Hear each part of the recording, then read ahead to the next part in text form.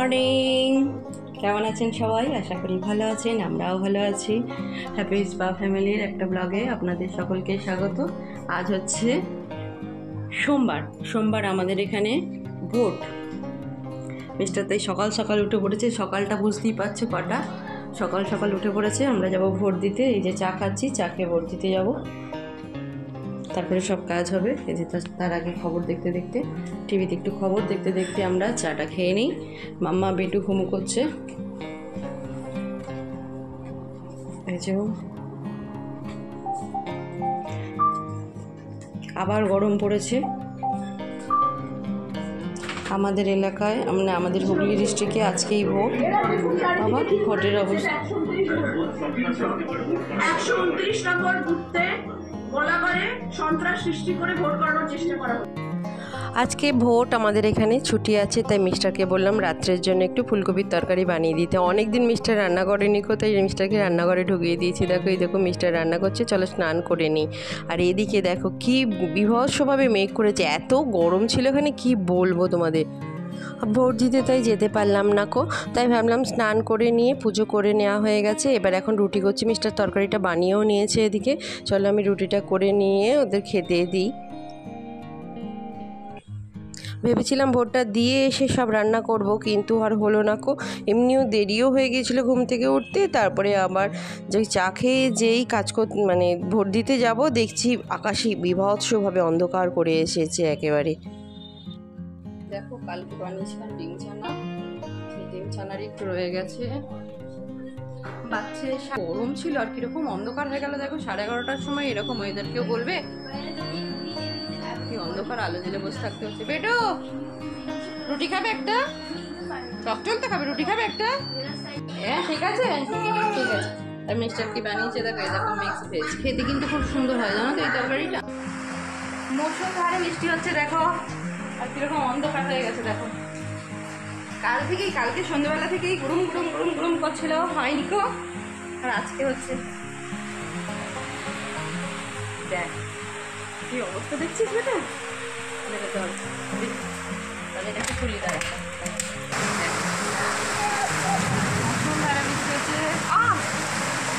লেগে গেল তো। কি মুষলধারে বৃষ্টি হচ্ছে দেখেছো? বৃষ্টির আওয়াজ দেখেছো কীরকম এত জোরে হচ্ছে? তাই একটু দোতলা নিয়ে এলাম দেখতে। আমিও দেখছি, বেটুকে নিয়ে এসেছি। বেটু তো খুব ভয় পাচ্ছে, চলো নিচে চলে যায়। ও পুরো আমাকে চেপে ধরে আছে। এই ধরনের বৃষ্টি বোধহয় অনেক দিন পর হলো। তার সঙ্গে হাওয়া দিচ্ছে জানো তো। আর ভোট আজকে হচ্ছে ভোট, সব মনে হয় ভোটে যারা লাইনে দাঁড়িয়েছিল সব পালিয়ে গেছে জানো তো। আমরাও যাবো ভেবেছিলাম, যদি চলে যেতাম, আমাদের বেশি দূর নয় এখান থেকে, কাছেই। আমরা যদি যেতাম তাহলে আমরাও বোধহয় বৃষ্টিতে ভিজে যেতাম। এই এতক্ষণ ধরে এত গরম ছিল, অমনি হঠাৎ কোথা থেকে মেঘ চলে এলো জানো তো। আমি ঠাকুর পুজো করতে গেলাম ছাদে, তখনই দেখছি যে মেঘ জমাট বাঁধছে। মিস্টারকে তাই বলছিলাম যে এক্ষুনি বৃষ্টি আসবে, বলতেই তো মুষলধারে বৃষ্টি শুরু হয়ে গেছে।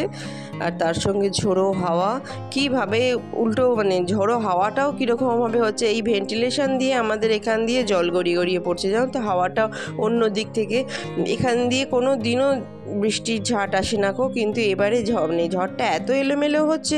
আর বেটু দেখো আমাকে এরকমভাবে জড়িয়ে ধরেছে ভয়েতে, কিছুতেই কোল থেকে উঠছে না একদমই, চেপে চেপে ধরছে।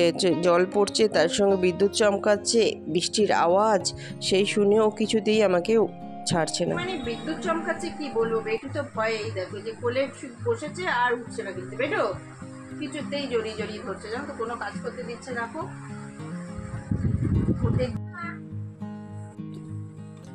সব কাজ করার পরেই এখন যাচ্ছি ভোট দিতে।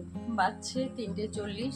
মিস্টার রেডি হচ্ছে। বেটু তো ঘুমোয়নি, বেটু তো থাকে, সবাই থাকলে ঘুমোয় না, এটা রোজকার না। ভোট দিতে গেলে নিয়ে যেতে নেই ছোটদের। এই যে আমাদের কার্ড, চলো ভোট দিয়ে আসি। কোথায় যাবে তুমি? কোথায় যাবে? ভোট দিতে নিয়ে যেতে নেই তোমার, দিদিও থাকে দেখো। বাজছে 3:40, সকালবেলা যাওয়ার কথা ছিল, উঠতে পারিনি মিস্টার। তখন থাক, ঠিক আছে একেবারে লাস্টেই যাবো। ওষুধ কিনতে যাচ্ছে পাপা, ওষুধ তোর জন্য কি নিয়ে আসবে বলে দাও, কি নিয়ে আসবে বলে দাও, কি কিনে আনবে? হ্যাঁ ঠিক আছে, কিনে যে খানলা কিনে আনবে। যাও তুই আমার দিদির সঙ্গে একটু খেলা করো না, বাইরে বেরোতে হবে না, ও আমরা কালকে বেরোবো না। হুম, চুপ করে শুয়ে পড়ো।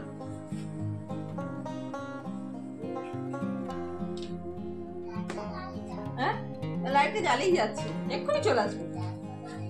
এটা হ্যাঁ ঠিক আছে, চলো ঘুরে আসি। हर आदमी की मजबूरी है। अब कहाँ का है? कश्मीर। यहाँ पे आया था डॉक्टर जितेंद्र सिंह आया था अनंतनाग का।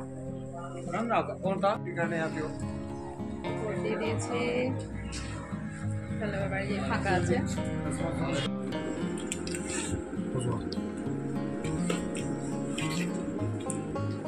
5টার সময় আপেল কেটে খাচ্ছে মিস্টার, একটাই আপেল ছিল, কে না।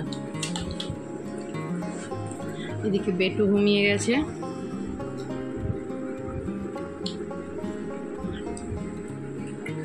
আর আমরা ভোট খুব ভালোভাবে দিয়েছি, খুব ফাঁকা ছিল এই টাইমটাতে, 3:45টার সময় গেছি, ফাঁকা ছিল।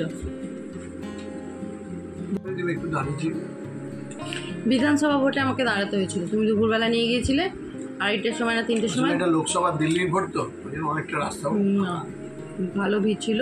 এবারে কি সুন্দর ফাঁকায় ফাঁকায় ভোট দিলাম। আবার কেন্দ্রীয় সরকারের যে পুলিশটা ছিল, মিলিটারি, সে আবার কথা বলছিল আমাদের সঙ্গে। জম্মু কাশ্মীর আমাদের সঙ্গে পছন্দ হলো, তার কথা বলতে ইচ্ছা করলো, সে আবার কথা বলছিল মিস্টারের সঙ্গে, আমাদের সঙ্গে। আসলে আপনার কথা, সবাই কথা, মানুষ মাত্র মানুষকে দেখলেই কথা পায়, যদিও হিন্দিভাষী, সে জম্মু কাশ্মীরের মানুষ, তবুও ইচ্ছা করছিল কথা বলতে। হ্যাঁ, আমাদের সঙ্গে কথা বললে একটুখানি। চুপচাপ আর কি দাঁড়িয়ে থাকবে বলো তো, দেখছি এরা হিন্দি বলতে পারবে একটু একটু, সেই জন্যই কথা বললো। চলো এবার আয়রন করতে হবে, কয়েকটা জিনিস আয়রন করা হয়নি, সে আয়রন করি, যেগুলো করবে মাম্মা।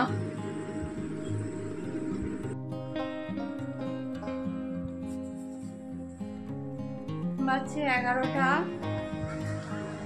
মোটামুটি জানলাটা বন্ধ করতে হবে। এই দেখো আমাদের সব লাগেজ, মিস্টার আনছে এখনো, সব ওপরেই প্যাকিং করে রেখেছি, কারণ ওপরের ঘরে খুব একটা যাওয়া হয় না কো, নিচেটা যতটা ব্যবহার করা হয় সেই জন্যই ওপরেই জিনিসপত্র সব নিয়ে গিয়ে সুন্দরভাবে লাগেজ করে মানে গুছিয়ে নিয়েছি। কারণ ওখানে বেটু, মানে আমরা গেলে তবেই বেটু যায়, না হলে যায় না। মাম্মা মাঝে মাঝে পড়ে, ওর ঘর থেকে বই নিয়ে এসে নিচেই পড়ে। এই দেখো 2টো ট্রলি, আর এই দেখো আমাদের এই যে ব্যাকপ্যাক, সব ওজন টোজন করা হয়ে গেছে, কারণ আমরা কালকে যাব প্লেনে। আমরা খুব এক্সাইটেড ভীষণ সবাই, আমরা ফার্স্ট টাইম প্লেনে চাপবো। বেটু, মাম্মা, আমি। মিস্টার যদি অনেকবার চেপেছে, মিস্টারের কাজের সূত্রে মিস্টারকে যেতেই হয়, কিন্তু আমরা প্রথম যাব। ভিডিওটা এখানেই এন্ড করছি।